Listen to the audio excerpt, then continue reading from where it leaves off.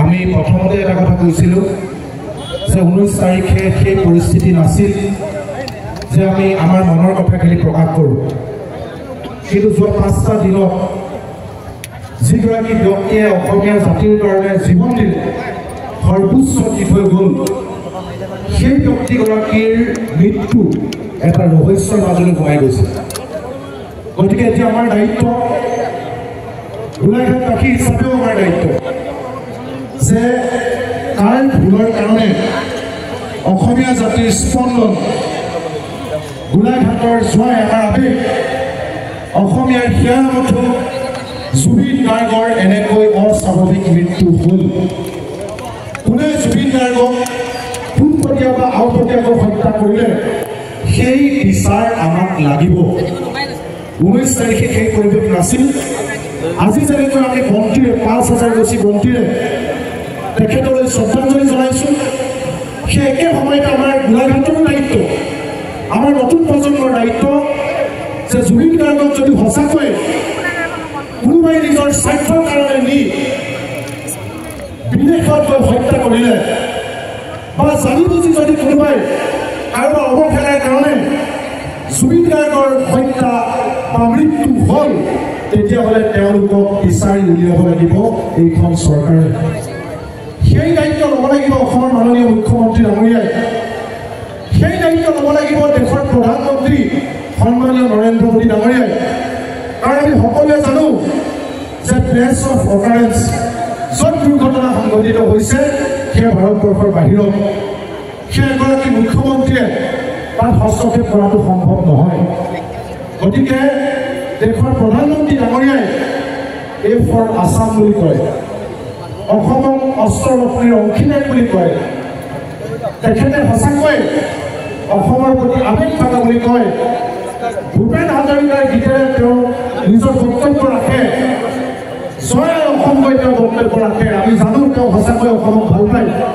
সেয়েহে এতিয়া তেওঁৰ সন্মুখত এই দায়িত্ব যে আমাৰ হিয়ামঠু কেনেকৈ মৃত্যু হ'ল, ৰাইজে কৈ থকা কথাবিলাক সঁচা নেকি, তেখেতৰ লগত বিদেশলৈ যোৱা তেখেতৰ সহযোগীবিলাকে কোৱা কথাবিলাক সঁচা নেকি, এই কথা বতৰাবিলাক নিৰহ নিপানীকৈ তেল আৰু পানীৰ নিচিনাকৈ পৰিষ্কাৰকৈ আমাৰ ওচৰত ৰাখিবই লাগিব। হয়নে নহয়? হয়নে নহয়? আমি ভাবিম যে জুবিনদাৰ প্ৰতি তেতিয়া হৈ আমি প্ৰকৃত শ্ৰদ্ধাঞ্জলি জ্ঞাপন কৰা হ'ব যেতিয়া জুবিনদাৰ মৃত্যুৰ কাৰণ আমি ৰাজহুৱা কৰিব পাৰিম। আৰু যেতিয়ালৈকে জুবিনদাৰ মৃত্যুৰ কাৰণ ব্লেক এণ্ড হোৱাইটকৈ ৰাইজৰ আগত নাহিব, তেতিয়ালৈকে জুবিনদাক কিন্তু আমি জনোৱা শ্ৰদ্ধাঞ্জলি আধৰুৱা হৈ ৰ'ব। সেইকাৰণে আমি আজি সকলোকে বক্তব্য ৰাখিবৰ কাৰণে ইয়াতে অনুৰোধ জনাইছোঁ।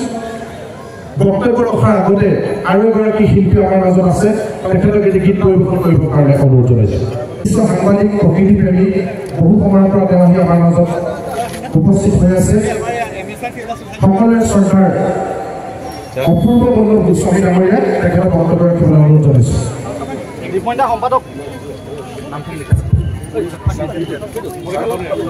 অলপ পিছ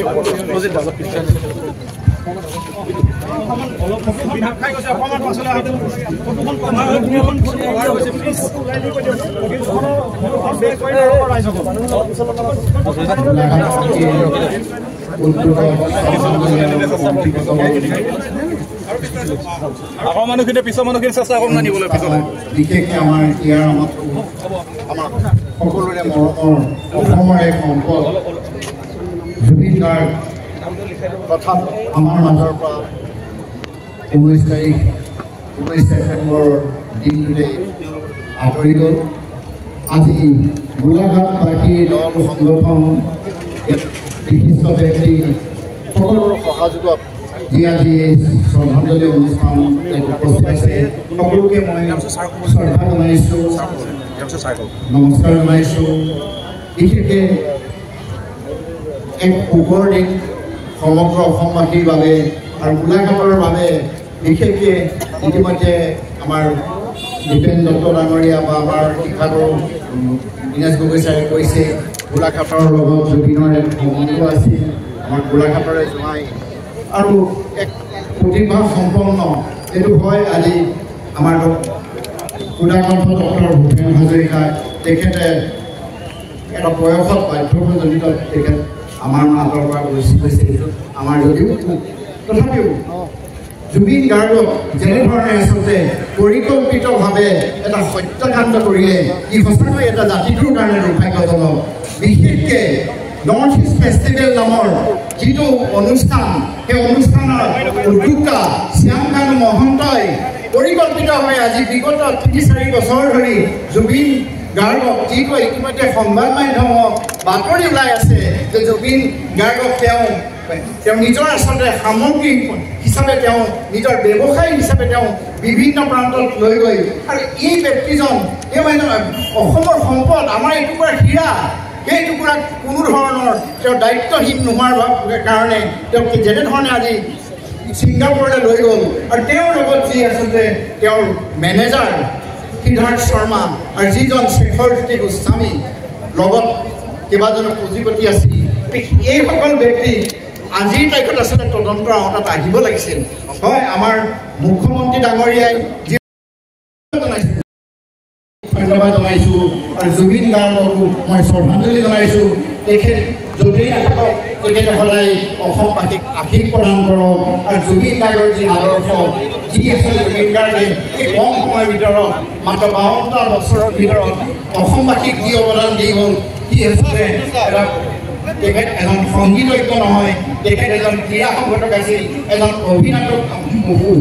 অভিনেতা আছিল তেখেত যিকোনো বাদ্যযন্ত্ৰই আচলতে তেখেত কি বজাব নাজানে সকলো বাদ্যযন্ত্ৰত তেখেত পাৰ্গত আছিল কিন্তু সেইকাৰণে আমি আচলতে দুখিত আমি আৱেগিক হৈ পৰিছোঁ গতিকে আমি জুবিন গাৰ্গৰ যি হত্যাকাণ্ড পৰিকল্পিত হত্যাকাণ্ড তাৰ আমাৰ উপযুক্ত আচলতে বিচাৰ লাগে দুখী আচলতে দৃষ্টান্তমূলক শাস্তি পাব লাগে আৰু এতিয়াও আজিৰ তাৰিখত শ্যামকান্ত মহন্ত এতিয়াও মুকলি আকাশৰ তলত আমি এই মঞ্চৰ পৰা এইটো চৰকাৰ দাবী কৰিছোঁ তেখেতক তৎকালীনভাৱে গ্ৰেপ্তাৰ কৰক আৰু নৰ্থ ইষ্ট ফেষ্টিভেল তাক ইমিডিয়েট বেন কৰক মই তাকে কৈ মোৰ বক্তব্য সামৰণি নমস্কাৰ।